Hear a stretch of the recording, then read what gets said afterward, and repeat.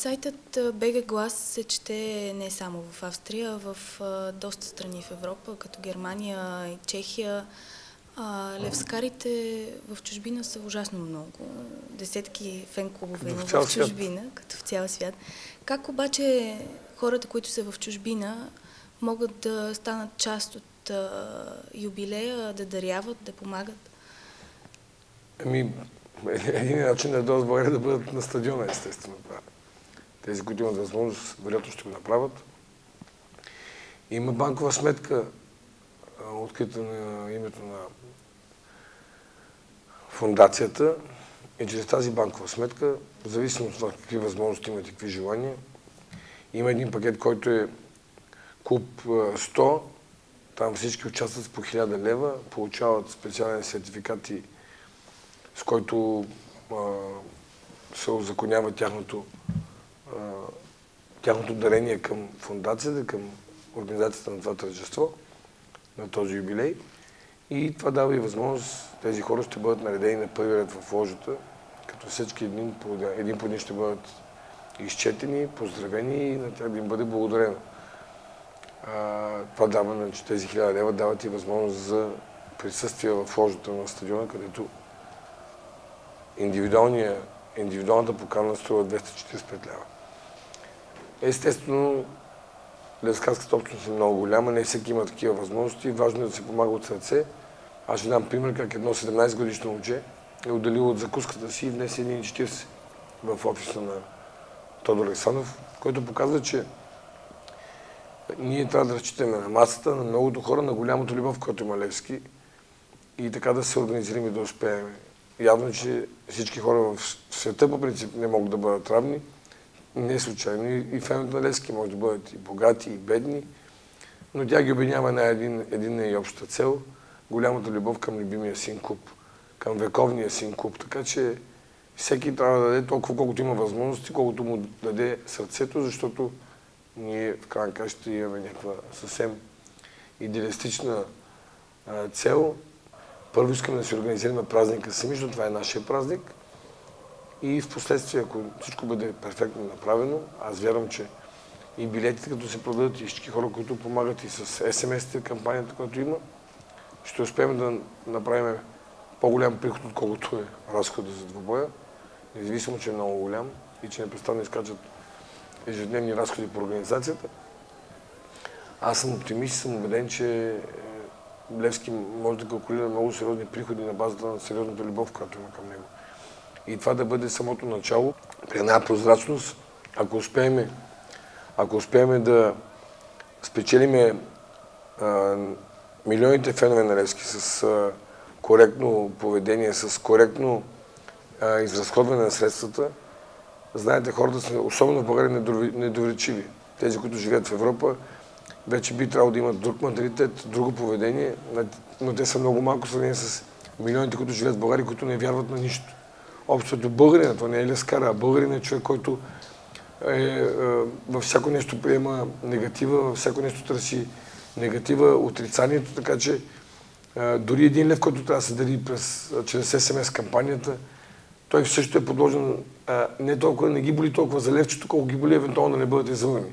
Така че за нас този празник и този юбилей е един тест да спечелим хората, как сме изразходили парите, как има пълна прозрачност, защото според мен по-речителната и по-важната стъпка е на 1 юли, когато ще искаме това синьо общество, което е успяло да се организира празника, да застане и да направи един абонамент за следващия състезателен сезон, с който да участва всеки. Давам пример. 10 лева, който се пада по 81 стотинки и половина на месец. И всеки мисля, който обича Левски, може да отдели тези 81 стотинки, да ги внесе на куп на 1 юли и така, ако успеем да калкулираме и да събереме много голяма сума, да станем част от управлението. Такова, каквото може да бъде полезно. Естествено, не е спортно-техническото управление на клуба, но в управлението, финансовото управление на клуба, в взимането на решение, с тази сума може да се участва, да се купат акции, така феновете да имат един сериозен контролен пакет, защото Левски е много голяма институция, много голямо име и то, колкото и да е богат даден човек, не бива да попада в ръцете само на един. както е сега случай. Трябва да има, както и Реал, много големи компании могат да бъдат част от стратегията за спасяването на Левски, за едно бъдещо правилно управление, защото в годините, в които живеем, тя е световна кризата, се получават спадове, се получават проблеми и затова ние трябва да копираме модела на Борусия Дортмунд, където феновете събират 120 милиона евро всеки сезон. 120 милиона. И не случайни са успехите, не случайно са напълнили стадиона, продадени от 80 хиляди стадион, 70 са продадени в началото на сезона. Това е пътя. Ние естествено не можем да си позволим тези параметри, защото българския живот, хората нямат такива възможности в България.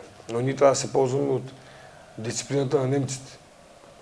Дисциплината на германците, които знаят и 1 200 000 души събират по 100 евро всяка година. В тази връзка, тъй като българина е много чувствителен на тема пари, особено когато трябва да ги дава, въпреки че цените на билетите за юбилейния матч са възможно най-ниските, смяташ ли, вярваш ли, че не са толкова ниски? Смятам, че в тях сме търсили символика. Във всеки един сектор сме вкарали нещо от историята на Левски, но сме се съобразявали с факта, че цените трябва да бъдат по-ниски от тези на двубоя Лудогорец-Лацио, където стадиона беше почти пълен, 37-8 хиляди души имало на стадиона. Аз не мога да си представя, че безкрайно уважавам успехите на Лудогорец, но те се появиха преди 3 години. Значи, отбор, който наистина добре е управляван професионално, но няма как да си купи публика. Отидаха хората на стадиона да гледат Лацио, да гледат Лудогорец, да търсят присъствие в европейските успехи на този клуб. Аз смятам, че феновете на Левски, това ще бъде единственият двубой, който тази година ще спечелят с отбора на Лудогорец. Ние загубихме от тях на всички възможни събития. Победихме един път през сезона, но като класиране, като европейски резултат. Единствената победа тази година на Лудогорец ще бъде това, че сините фенове ще напълнят повече стадиона на матча с Лацио. И то е несравнимо, защото Левски е най-обичното нещо в страната. Значи няма нещо, което да има толкова много любов зад гърба си. Това са милиони фенове, които обичат Левски. Как се случват нещата около организацията за матч с Лацио? Изчистени ли са вече всички подробности? Подробности са толкова са изчистени, че ние трябва в рамките на 3 транша да платиме на Лацио. Вече сме платили първи, на 12 трябва да платиме втори и на 23, за да може най-нормално Лацио на 22 да скачи на самолет и да пристигне. Изкача страшно много разходи ежедневни, които естествено, като сме правили калкулациите, не сме ги смятали. Но пък същото време трябва да призная, че и много приходи ежедневно получаваме. Убеден съм, че клуб 100 ще бъде запълнен много преди датата и че може би ще се наложи този клуб 100 да бъде, макар и символично да се води това име, защото е свързано с 100 годишни юбилей.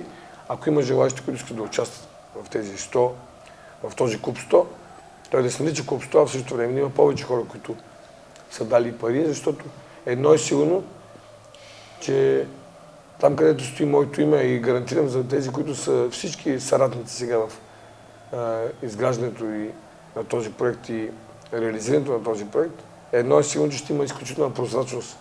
Това как са изразходени средствата, защото аз именно смятам, че с това наше поведение, с тази наша коректност ще спечелиме за каузата, за бъдещата кауза, която е по-важна. 100-те години са големия подарък на синята фенска общност да повярва, да прозре и да осъзнае, че пътя към бъдещото управление на Левски и бъдещите успехи на Левски минават през участие сериозно на феновете. Нека до Борусия Дортмунд 120 милиона, но 5 милиона с лекота. Лево. Да. Лево. По-скромни сме ние. Това са ни възможностите на държавата. Като изключим клуб 100, големите спонсори? Естествено МТЛ, които са верни от 1999 година с безкрайно коректност. Убеден съм, че имаха възможност и имат възможност да дадат по-голями средства от тези, които дадаха, но ние трябва да сме безкрайно благодарни, защото важното е постоянството. Това са 15 годишно отлично сътрудничество. Това е много по-ценно, колкото еднократно да се изхвърли да седи някаква голяма сума и да няма след себе си необходимата последователност. Така че МТЛ е винаги и ще бъде винаги на върха на пирамидата. Очакваме, водят се разговори с някои от петролните компании, които наистина имат възможност и да помогнат и да рекламират. Аз съм убеден, че същинската кампания ще започне от първи работен ден от 7 и в тези 16 дена до събитието, аз съм 100% сигурен, че ще ескалира непрестанно в положителна посока и ще съберем достатъчно средства, за да покрием тържеството. Ще бъде напълнен стадиона и ще се появят и нови спонсори. Левски е нещо, което е най-обичното, пак повтарям неща, които са повече от факт. Няма личност и няма човек в България, който да има такава любов, каквато има Левски.